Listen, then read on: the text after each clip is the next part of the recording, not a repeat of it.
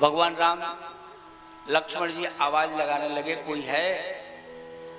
आसपास कोई दिख नहीं रहा है भैया। कहे प्रतीक्षा करो,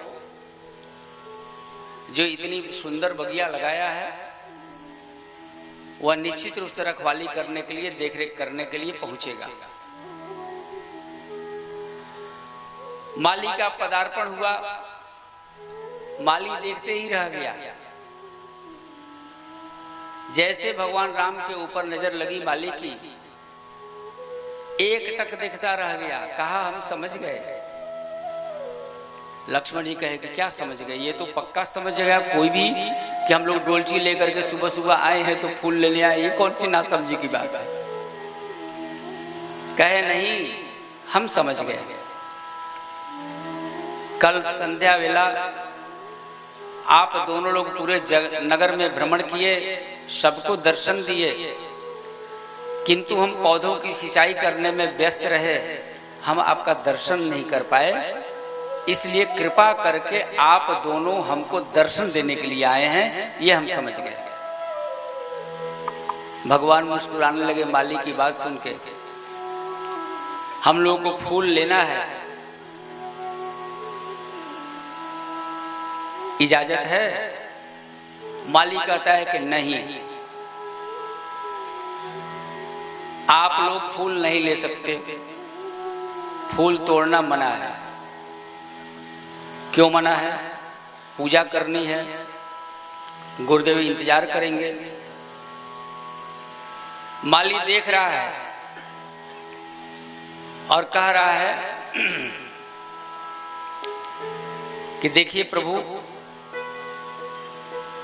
थोड़ा सा संशय है। कैसा संशय?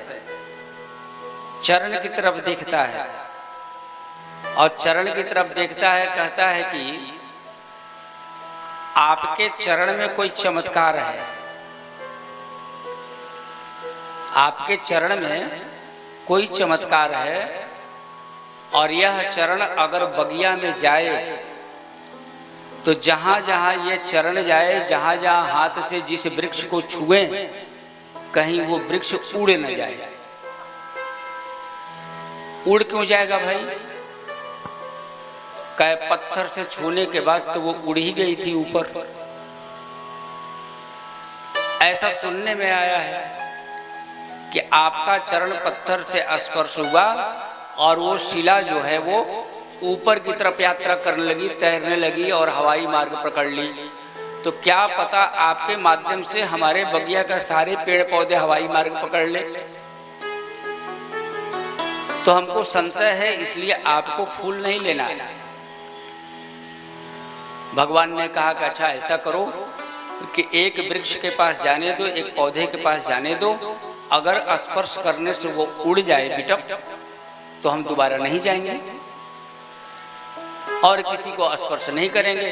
कहा ना ना ना ना। लक्ष्मण जी बोले तुम रोकोगे हमें जाने से? माली कहा कि हमारी कहां से हिम्मत है सरकार की आपको रोक दें। हम नहीं रोकेंगे, अंदर वाले रोकेंगे। अंदर वाले? तुम्हारे अलावा और भी कोई रखवाली कर रहा है क्या? हाँ, बहुत रखवाली करने वाले हैं अंदर में। वो आपको अंदर जाने ही नहीं देंगे। कहे अंदर कौन से नहीं आने देंगे, जाने देंगे भाई?